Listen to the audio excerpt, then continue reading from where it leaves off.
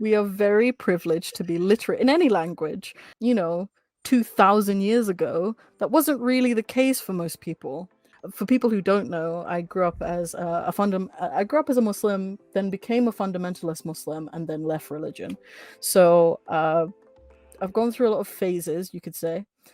So Muhammad had two significant periods in his life. People just kept dying because they just kept having wars. So like more and more people who had memorized the Quran just kept dying.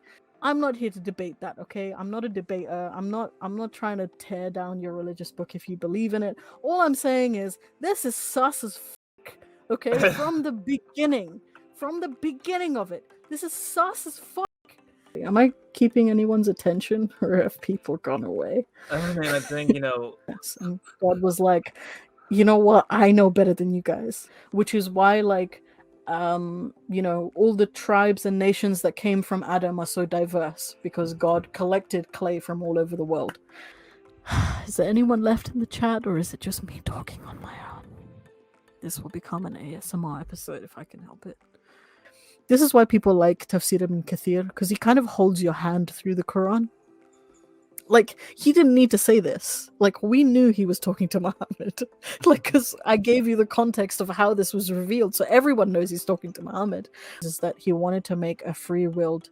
I'm interpreting myself now, because I'm trying to find meaning here. But, you know what I'm saying? yeah. Like, God wanted to create something free-willed to worship him, rather than making angels who would worship him regardless, because angels don't really have free will. That sounds pretty contradictory. If Yeah, I don't know. I'm just the messenger here. So God has done this before, and the angels have seen it. he Sure. uses his nostrils to create Adam from the dirt, and then Adam started to name all the creatures in the whole entire planet. So that's how it works in the Bible. They were not good. Like, Iblis was good. He was the best of them. He was better than the angels, but the rest of them weren't that great. But when the angels asked this question, I don't know why that's there. Like, if they're not disputing it, why did they ask? If the wisdom behind this action is that you will be worshipped, we will praise and glorify you. We never indulge in mischief, so why create other creatures? Does that make sense? Nope. While they were praying.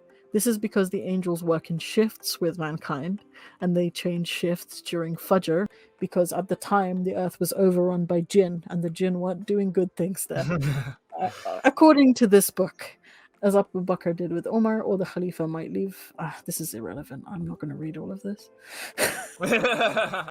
In like the higher echelons would run, but this is all interpreted from this one verse, from just one. That was one verse, Tyler. We have 9 to go through. Let me find something juicy. Let me find the bit where Iblis gets kicked out of heaven. Yeah. That's a juicy bit. Is contested as what it is. The way that it's described in the hadith is that it looked like a horse. It was between the size of a horse and a mule, and its special power was that it could place its hooves for as far as it could see. So if it could see as far as a horizon, that's how far it could travel in one step. Nobody talks about that. It's one of the more interesting things about Islam. This is why I like Moses, by the way, in the Quran. He gives no fucks. He gives no fucks. There are some really interesting stories about Moses giving 0 fucks all of the time, and I love it. Sort of stuff in the book. Like, for example, he would send out like the frogs towards like the Pharaoh. He would send out like some sort of plague towards the Pharaoh. They would start to kill like the little babies too. And then, of course, it's like a lot of different, occurrences. And then they finally, of course, got the people free from, like, the Pharaoh in that story. And God scorned him anyway. Yeah. By not letting him into the Holy Land. Anyways, I love Moses, man. He's just, I don't know. This is like, I want to know the tea. Like, what was the end of this discussion? You can't just end it here, right? So he had status. I don't get why God just scorns his best players. all the time. Consistently. God curses his best Sims, and I don't understand why. And the prophet said, no, if I was to command any human to prostrate before another human, I would command the wife to prostrate before her husband because of the enormity of his right on her. Now, we're going to ignore the slight misogyny there, the extreme misogyny there, and just this is. By the way, Adam just got made. There was nothing to envy him for. So Iblis, the enemy of Allah, the story behind it. And also, fun fact about jinn. So the reason jinn are invisible is because they're created from fire, but they're created from a smokeless fire, which means that makes them invisible. Like, I've wanted to delve into scriptural stories because I find them interesting. And like, I've seen other people do it. The only problem with me hosting those people is that they're like known terrorists now. So I can't do that. Can't do that. Even though like that work wasn't related to their later work, if we're gonna call it that. But like, they're gonna be bad people. And then like there's Iblis, who was like this stand-up jinn who was the best. He was so good, he was better than the angels. Literally beings that were programmed to be the best. He was better than them. And then you know, Adam and his wife, you know, they glossed over how the wife was made, by the way. It's the same story. He was made from Adam's rib. It's the same fucking story. It's the same fucking. But there's this voice in my head that's just like, say some controversial shit right now.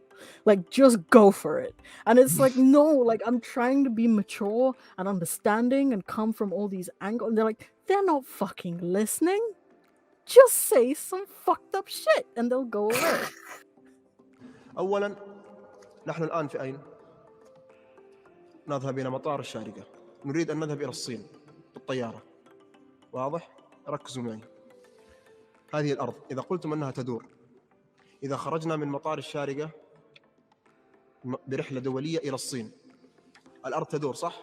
طيب لو وقفت الطائرة في السماء، أليست الصين تأتي؟ صح ولا لا؟ تدور تأتي الصين ولا ما تأتي؟ طيب لو كانت الشمس الأرض تدور هكذا، لو تمشي الطيارة ما أدري كم تمشي لن تستطيع أن تلحق الصين، لأن الصين تدور وأنت تدور، ولن تستطيع أن تصل إلى الصين لأنك تدور وهي تدور، فكيف تصل إلى الصين؟ So I'm gonna stop screen sharing now because I think we've had enough. Mind blown.